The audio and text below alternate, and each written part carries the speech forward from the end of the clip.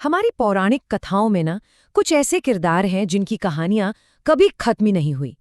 ऐसा माना जाता है कि वो आज भी हमारे बीच ही हैं, एक युग को दूसरे से जोड़ते हुए। तो एक सवाल से शुरुआत करते हैं, है ना? कभी सोचा है कि क्या हो अगर रामायण और महाभारत के कुछ सबसे बड़े, सबसे शक्तिशाली किरदार कभी मरे ही ना हो? मतलब अगर वो आज भी इसी दुनिया में हमारे बीच कहीं चल फिर रहे हों? इस सवाल का जवाब है चिरंजीवी। ये वो अमर हस्तियां हैं जिनकी कहानी सिर्फ एक महाकाव्य तक ही नहीं है, बल्कि ये भारत की दो सबसे बड़ी गाथाओं रामायण और महाभारत को आपस में जोड़ने वाले एक पुल की तरह हैं।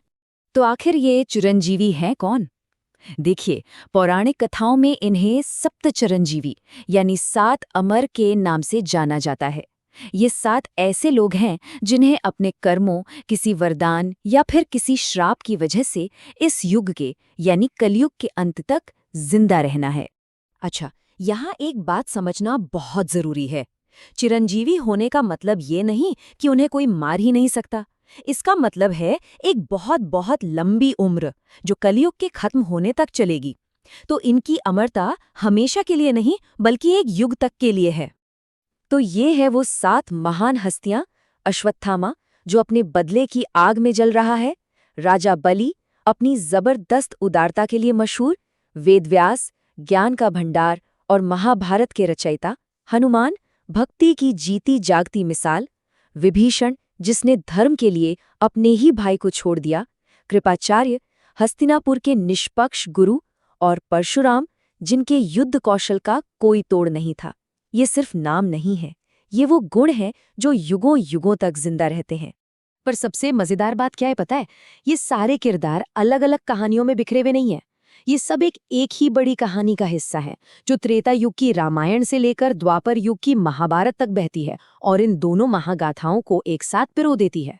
रामायण में हमें 2 चिरंजीवी मिलते हैं।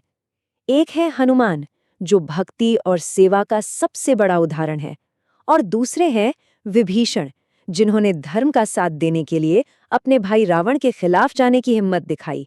इन दोनों को ही भगवान राम से चिरंजीवी होने का वरदान मिला था।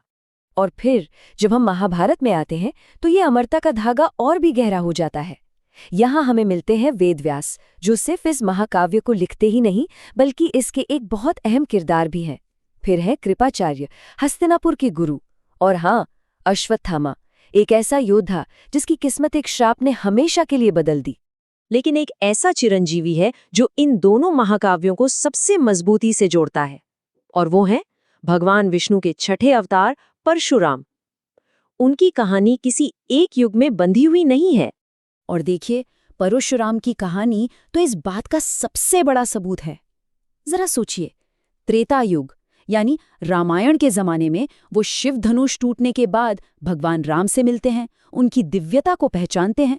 फिर हजारों साल बाद द्वापर युग में वही परशुराम महाभारत के सबसे बड़े बड़े योद्धाओं भीष्म, द्रोण और कर्ण के गुरु बनते हैं।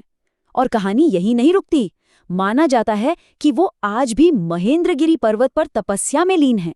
और तो और, भविष्य में जब भगवान विष्णु के आखिरी अवतार कल्कि आएंगे तो परशुराम ही उनके गुरु होंगे। वो सच में समय और युगों को जोड़ने वाला एक जीता जागता पुल है। पर एक मिनट, क्या अमर होना हमेशा एक अच्छी बात होती है, एक वरदान? इन चिरंजीवियों की कहानियां बताती हैं कि नहीं, ऐसा जरूरी नहीं है। किसी के लिए ये एक सम्मान है तो किसी के लिए एक कभी न खत्म होने वाली सजा। इसका सबसे सटीक उदाहरण है हनुमान और अश्वत्थामा की कहानी। हनुमान को उनकी निस्वार्थ भक्ति के लिए अमरता एक वरदान के रूप में मिली। वो आज भी आस्था और भरोसे का प्रतीक है। और दूसरी तरफ है अश्वत्थामा, जिसे पांडवों के सोते हुए बच्चों को मारने जैसे भयानक अपराध के लिए अमरता का श्राप मिला। भगवान कृष्ण ने अश्वत्थामा को जो श्राप दिया वो किसी सजा से कम नहीं था, कि वो कलयुग के अंत तक इस धरती पर भटकेगा, लाइलाज घावों का दर्द सहेगा और उसकी आत्मा को कभी शांति नहीं मिलेगी। सोचिए, उसकी अमरता ही उसके लिए सबसे बड़ी पीड़ा बन गई। ये हमें यही याद दिलाता है कि हमारे कर्म ही हमारी किस्मत लिखते हैं। ये कहानियां सिर्फ किताबों में बंद नहीं हैं। आज भी भारत में ऐसी कई जगहें हैं जहां लोगों का मानना है कि ये अमर आत्माएं रहती हैं। उनकी बातें, लोक कथाओं और लोगों के विश्वास में आज भी जिंदा हैं। अश्वत्थामा के भटकने की कहानियां आज भी कई जगहों पर सुनी जाती हैं, जैसे कि मध्य प्रदेश का असीरगढ़ किला। वहां के लोग मानते हैं कि किले के शिव मंदिर में हर सुबह सूरज निकलने से पहले कोई अदृश्य शक्ति ताजे फूल चढ़ाकर पूजा कर जाती है, और वो कोई और नहीं, अश्वत्थामा ही है। कई बार तो एक लंबे घायल आदमी को देखे जाने की कहानियां भी सामने आई हैं, जो अपने माथे के घाव के लिए हल्दी और तेल मांगता है और फिर गायब हो जाता है। ठीक इसी तरह ये भी माना जाता है कि भगवान परशुराम आज भी पूर्वी घाट के महेंद्रगिरी पर्वत पर ध्यान में बैठे हैं, एक शाश्वत गवाह की तरह जो युगों से इंसानियत के इतिहास को बनते बिगड़ते देख रहे हैं और शायद अपने शिष्य कल्कि के आने का इंतजार कर रहे हैं। और यहीं आकर हम एक आखिरी बहुत गहरे सवाल पर रुक जाते हैं कि अगर ये चिरंजीवी, ये अमर आत्माएं सच में आज भी हमारे बीच हैं, तो आखिर वो इंतजार किसका कर रहे हैं? क्या वो कलयुग के अंत का इंतजार कर रहे हैं, या फिर वो सिर्फ हमें धर्म, भक्ति और कर्म के उस पाठ की याद दिलाने के लिए मौजूद हैं जो कभी पुराना नहीं होता? इसका जवाब शायद वक्त ही देगा।